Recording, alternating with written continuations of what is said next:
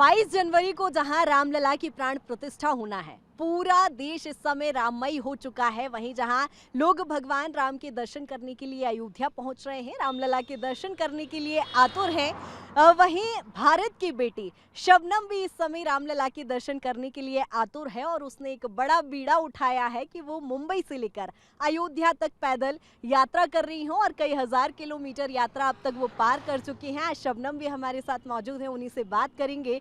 शबनम, पहले तो बहुत स्वागत है। बहुत बहुत धन्यवाद मैम।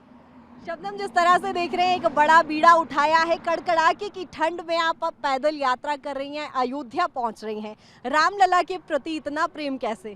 पहले तो सभी को मैं जय श्री राम बोलना चाहूँगी। राम जी के प्रति प्यार अभी नहीं उमड़ा है, ये बचपन से है। भारत की बेटी हूँ, जैसे आपने मुझे बोला मैं भारत की बेटी हूँ, तो बचपन से रामायण हो गया, महाभारत हो गया, हमने रामलीला हो गया, कार्टून सीरियल्स वगैरह देखा है। तो कहीं ना कहीं बचपन से राम जी के बारे में पढ़ते आए, सुनते आए, और पेरेंट्स ने भी हमेशा से, मतलब जब हम सोते थे ना बचपन में, तो रामायण सुनाया करते थे मेरे डैडी। बिल्कुल। और रामलला की चूंकि प्राण प्रतिष्ठा हो रही है, 22 जनवरी की वो तारीख स्वर्णिम अक्षरों में लिखी जाएगी। आपने यही समय ऐसे क्यों चुना जब भगवान राम की प्राण प्रतिष्ठा होना है? क्या वो उमंग, उत्साह मन में दिखाई दिया? कैसे इंस्पिरेशन मिली कि इस समय जाना चाहिए? देखिए, इससे पहले भी मैं कई हिंदू टेम्पल्स जा चुकी हूँ।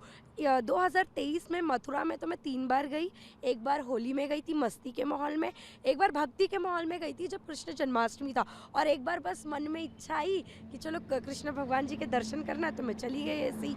और ऐसा उत्साह मेरे मन में ऐसा आया राम जी को लेके कि भाई सोशल मीडिया पे कई वीडियोस देखे मैंने, सारे पुरुष जा रहे हैं, एक भी महिला नहीं जा रही है, क्या देश की नारी नहीं जा सकती है?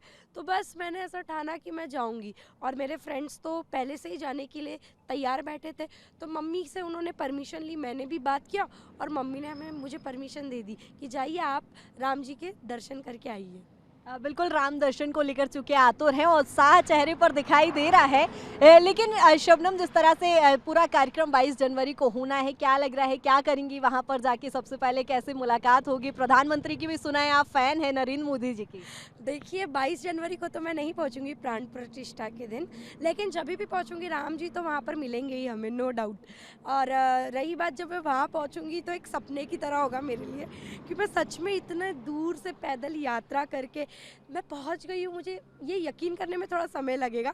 और दूसरी बात, हाँ, नरेंद्र मोदी जी की मैं बहुत बड़ी फ़ैन हूँ, क्योंकि उन्होंने देश के लिए इतना कार्य जो किया है, वो शायद मुझे ना, मतलब ऐसा दिखा नहीं कोई प्रधानमंत्री। और देश अभी तरक्की पे है कहीं ना कहीं, तो अभी और नरेंद्र मोदी जी वापस जीतना चाहिए 2024 में, और देश को तरक्की पर लेके जाना चाहिए। बिल्कुल। हम यदि पूरे देश के एक बड़े मुद्दे की बात करें, राम मंदिर एक सियासत का मुद्दा भी रहा है। सनातन धर्म को लेकर एक सियासत हमने राजनीतिक दलों के द्वारा हमेशा देखी है। इसको लेकर शबनम के क्या विचार हैं? देखो, कोई पॉजिटिव बोलता है, कोई नेगेटिव बोलता है, जिसको जो करना है करे। आखिरकार देखो, राम भगवान तो सबके हैं। जो उसका विरोध करता है, कहीं ना कहीं उनको भी पता है कि राम भगवान जी हमारे हैं। तो जो सियासत करता है उन्हें करने दो, उनसे राम जी को फ़र्क नहीं पड़ता, और उनके फॉलोअर्स को भी फ़र्क नहीं पड़ता। जो राम जी में आस्था रखता है वो तो आराध्य है, उन्हें मानते हैं लोग। तो जो सियासत करता है वो अपने बेनिफिट के लिए करता है, ऐसा।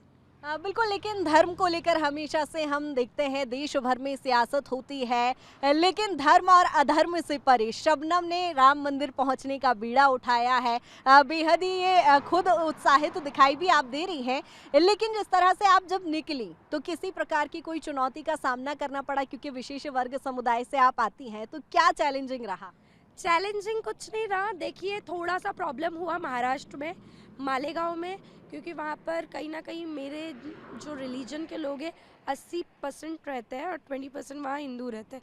तो कहीं ना कहीं वहाँ थोड़ा चैलेंजिंग था वहाँ से निकलना। तो इतना चैलेंजिंग था, इतना डर का माहौल था, मतलब पुलिस वालों में वहाँ के। तो वहाँ की पुलिस वालों ने हमें सेफ्टी देकर वहाँ से निकाला है हमें। बिल्कुल शबनम, जिस तरह से आपने जिक्र किया कि आपको पुलिस विभाग का वहाँ पर सहयोग मिला, मैं यदि पूरे देश की बात करूँ, आप एक लंबी यात्रा करके गुजर रही हैं, कैसा लोगों का सहयोग मिला, प्यार मिला? क्योंकि विशेष एक कदम आपने यहाँ पर उठाया है, कितना प्यार लोगों का मिला इस दौरान? देखो बात करूँ सनातनी भाइयों का तो भाई भर भर के प्यार मिला है। कोई पैर छू रहा है, चाहे मैं किसी की कितने भी एज का हो, मुझसे तो बड़े ही ये सारे। कोई मेरा पैर छू रहा है तो कोई मेरा पैर धो रहा है, तो कोई मतलब बेटी मना रहा है, कोई रो रहा है मेरे लिए।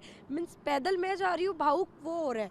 मैं महिला की बात करूँ, पुरुष की बात करूँ, तो मतलब इमोशनल हो जा रहे हैं लोग। उनको बिलीव ही नहीं हो रहा कि भाई राम मंदिर एक कॉन्ट्रोवर्शियल बोलते हैं ना, वो जगह पे अयोध्या एक कॉन्ट्रोवर्शियल जगह रहा है।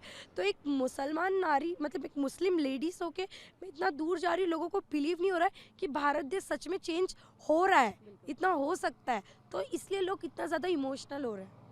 बिल्कुल श्री रामचंद्र जी का के ऊपर सुना है कि आप भजन भी बहुत खूबसूरत गाते हैं, एक बार भजन हो जाए। जी बिल्कुल, मेरा फेवरेट भजन है कि राम आएंगे तो अंगना सजाऊंगी, दीप जला के दिवाली मैं मनाऊंगी, मेरे जन्मों के सारे पाप मिट जाएंगे, राम आएंगे। और देखिए राम आ भी रहे, और मैं 22 जनवरी को कहीं भी रहूँगी ज़रूर दीप जलाऊंगी। मैं बाईपास से होके जाती हूँ, लेकिन उस दिन कोशिश करूँगी कि कहीं ना कहीं से दीप लूँगी और जलाऊँगी और राम जी का स्वागत करूँगी बड़े भव्य तरीके से। बिल्कुल दीपावली जैसा माहौल उस समय होगा भी, और दीप जलाने की भी प्रधानमंत्री नरेंद्र मोदी ने भी सभी से अपील की है।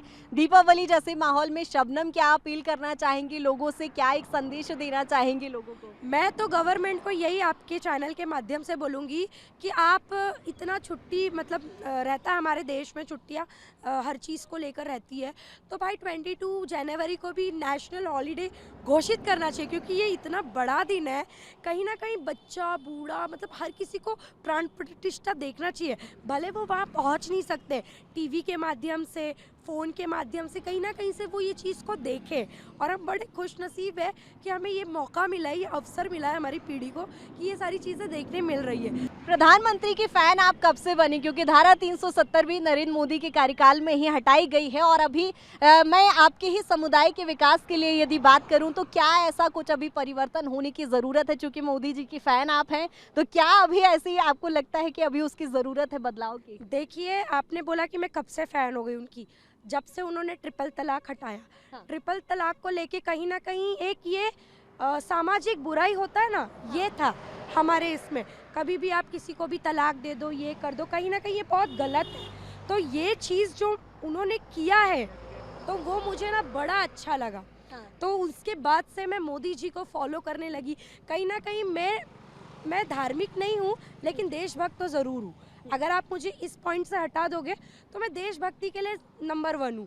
अगर मेरे को अपने देश के लिए मरना भी होगा तो मैं मरने के लिए तैयार हूँ, ऐसी लड़की हूँ मैं। तो कहीं ना कहीं मोदी जी में, योगी जी में, उनके बातों में वो क्वालिटी मुझे दिखती है, तो इसीलिए हमारा विचारधारा सेम है, तो मुझे वो पसंद है इसीलिए। बिल्कुल शबनम हिंदुस्तानी है, यानी कुल मिलाकर कहा जाए, लेकिन मैं एक हिंदुस्तानी लड़की से पूछूं, क्योंकि ये देश वो है जिसमें धर्म तो अलग अलग हैं ही, क्योंकि ये हम ही ने नीचे आकर बांटे हैं, तो फिर भी मुस्लिम धर्म पसंद है या हिंदू धर्म पसंद है? यदि कोई आपसे ये सवाल करता है तो शबनम का क्या जवाब होता होगा? सनातन धर्म। ये कोई ऐसा नहीं है कि मैं किसी दबाव में बोल रही या यात्रा में हूँ, नहीं। ऐसी बहुत सारी क्वालिटी है जो मुझे पहले से भी पता थी, और आज मैंने वो देख भी लिया एमपी में। ठीक है, तो मैंने जैसे अभी 3-4 बातें तो बता ही दी है कि लोग दीदी बोलते हैं, पैर छूते हैं, इतना सम्मान करते हैं। कोई कोई तो ऐसे लोग हैं कि मेरे गले में माला तक नहीं डालते, बोलते नहीं हम लड़कियों को माला नहीं, आप हाथ में ले लो। तो ये चीज़ें मेरे को कहीं ना कहीं बहुत ज़्यादा अच्छी लगती है। लेकिन सनातन धर्म को लेकर भी हिंदू राष्ट्र बनाने की एक समय पे मुहिम साधु संतों द्वारा छेड़ी गई थी, आप इसका समर्थन करती हैं? हाँ, क्या प्रॉब्लम है हिंदू मतलब राष्ट्र होने में? इतने सारे इस्लामिक कंट्री एक हिंदू राष्ट्र हो जाएगा तो क्या प्रॉब्लम है? और वैसे भी हम तो सुरक्षित ही है, इतने सारे हिंदू हमारे साथ रहते हैं, मेजॉरिटी तो उन्हीं की है, फिर भी खुलेआम घूमती हूँ। पूरे देश की मुसलमानों की बात कर रही हूँ। बड़े बड़े पदों पे आपको मिल जाएंगे, कोई कलेक्टर है, कोई ऑफिसर है, कोई डॉक्टर है, तो हमें तो फुल आज़ादी है। हमें किसका डर है? किसी का डर नहीं है। हमें तो हिंदू से खतरा है। अगर देखने जाएंगे तो इस्लामिक कंट्री में उल्टा हिंदू सुरक्षित नहीं है। आप पाकिस्तान देख लो, कई ऐसे कंट्रीज़ के उदाहरण है जहाँ पर माइनॉरिटीज़ का हालत बड़ा ख़राब है, वहाँ के टेम्पल सुरक्षित नहीं है माइनॉरिटीज़ के। तो हमें तो कोई दिक्कत नहीं है, हो जाए हिंदू राष्ट्र। बिल्कुल आगामी समय में लोकसभा चुनाव भी है साल 2024 में, और राम मंदिर जैसा एक बड़ा मुद्दा हमेशा से गरमाते रहा है, लेकिन अब प्राण प्रतिष्ठा चूंकि हो रही है तो एक भव्य आयोजन है। इसे किस तरह से देखती हैं, चुनाव को किस तरह से देखती हैं? देखिए, चुनाव को देखना क्या, मैं तो पैदल यात्रा कर रही हूँ, मेरे को तो दिख रहा है कि जीतने वाले तो नरेंद्र मोदी जी ही है। जिस हिसाब से लोगों में उत्साह है राम मंदिर को भी लेके और 2024 के चुनाव को भी लेके, कहीं ना कहीं तो मुझे ऐसा लगता है कि नरेंद्र मोदी जी ही जीतने वाले हैं, वो दोबारा से प्रधानमंत्री बनेंगे। और ये मैं एक आम लड़की हूँ, मैं वो एक ज़मीनी स्तर का हाल बता रही हूँ, और उसमें से मेरा भी एक वोट नरेंद्र मोदी जी के लिए।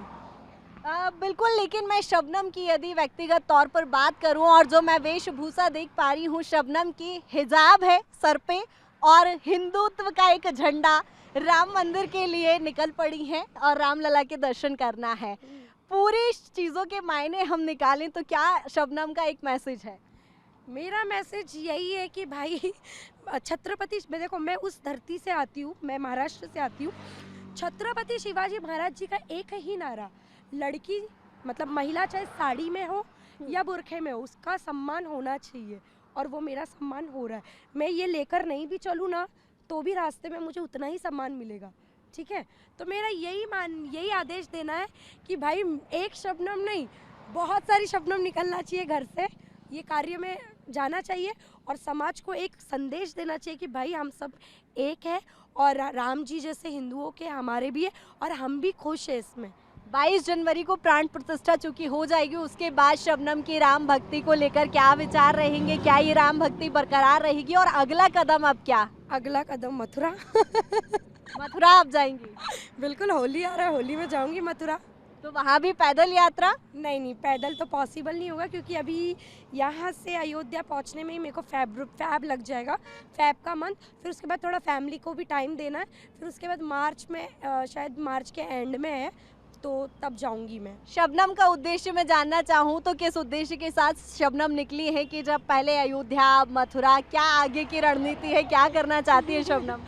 आगे के लिए तो बहुत कुछ है करने के लिए, लेकिन इतना नहीं बताऊंगी, बस नेक्स्ट कदम है मथुरा, यही बताना चाहूँगी। यही उद्देश्य है कि मथुरा जाना है। मैंने जैसे बोला, पिछले साल भी मैं 3 बार गई थी।